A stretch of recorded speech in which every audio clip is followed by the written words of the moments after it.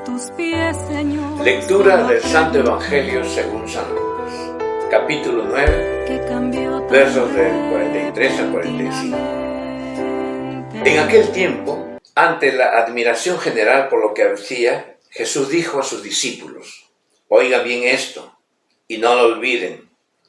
Al Hijo del Hombre lo van a entregar en manos de los hombres. Pero ellos no entendían ese lenguaje. Les resultaba tan oscuro que no podían comprenderlo. Pero a la vez les daba miedo preguntarle acerca de esto. Palabra del Señor. Gloria a ti, Señor Jesús. Como ven, la expectativa, la espera de un Mesías, de un Salvador para el pueblo judío, rompe todos los esquemas cuando este Mesías, este Salvador, no es el poderoso, el rey, el emperador que los iba a librar de la cautividad del imperio de los romanos. Y entonces no podían entender cómo un Mesías, que era el Redentor, que iba a redimir a Israel, que los iba a librar y hacerlos el centro del mundo y todos los otros pueblos a su alrededor, iba a ser entregado e iba a morir. Entonces este lenguaje les resultaba oscuro, porque los caminos de Jesús no eran los caminos de las perspectivas que tenían los apóstoles, discípulos ni el pueblo. Era un camino diverso. Este camino se nos va revelando poco a poco a través de la Sagrada Escritura. Vamos descubriendo que los planes de Dios eran efectivamente con un sentido, con un fin. Que al final de esa aparente derrota de Jesús era lo contrario, era el triunfo sobre la muerte. Era el triunfo completo porque resucita. Él es el Señor de la vida. Y por lo tanto, la resurrección nos da la plenitud de la vida en Cristo. Hoy también celebramos la fiesta de San Jerónimo. Es un santo que amó y centró toda su vida en la palabra de Dios. Y es por eso que hoy día, 30 de septiembre, concluimos con el mes de la Biblia. Todo el mes de septiembre ha estado dedicado al conocimiento y profundización de la palabra del Señor.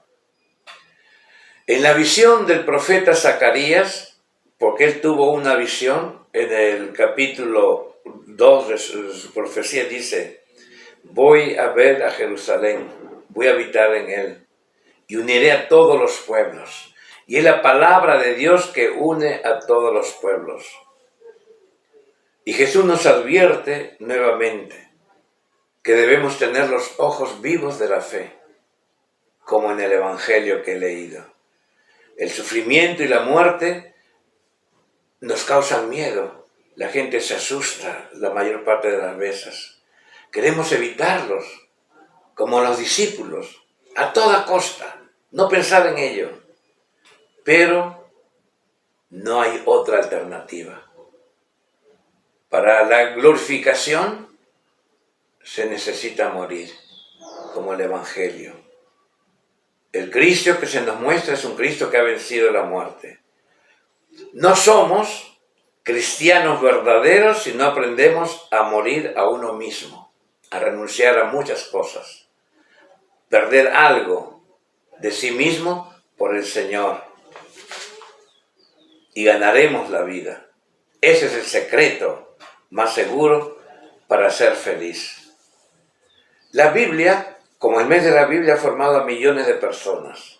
Ha contribuido al conocimiento y la literatura ha sido un punto de referencia para muchas culturas, sobre todo para nosotros que somos cristianos y herederos, continuadores de la cultura revelada, hebrea, judía, como Jesús, como María, etcétera, etcétera.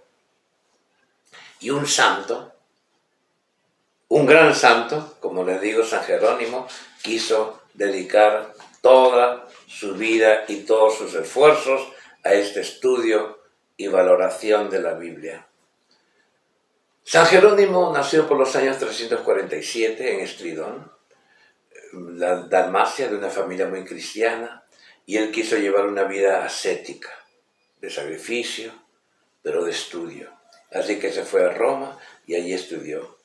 Fue bautizado, porque era pagano, en el 366, y allí se dedicó a la penitencia y al estudio de la Sagrada Escritura.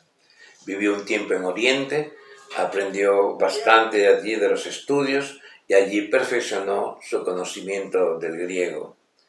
Se fue a Roma nuevamente por los años 382, donde el Papa Dámaso, conociendo ya su fama de asceta y conociendo su gran competencia en los estudios bíblicos, lo tomó como secretario y consejero.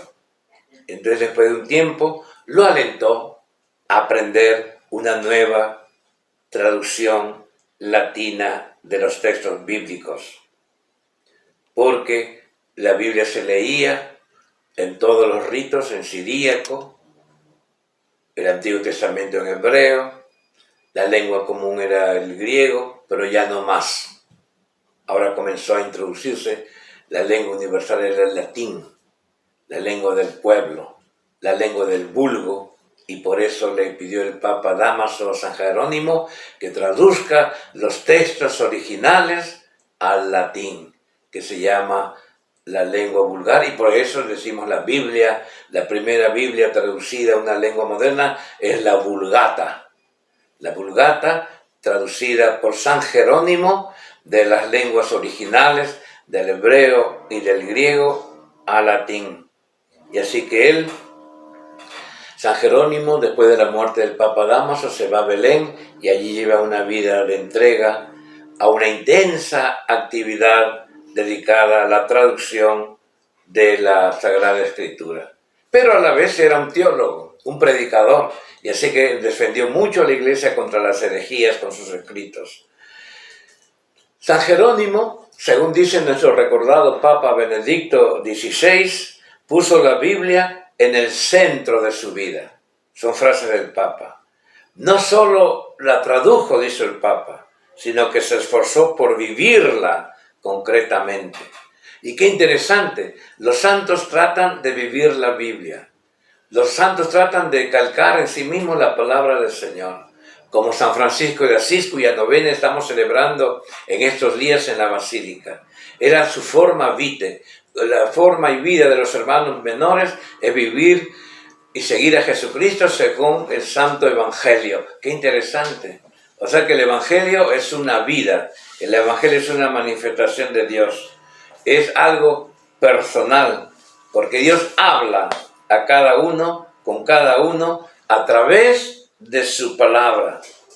A través de la palabra personal y la palabra comunitaria, que es en la asamblea, que es la iglesia.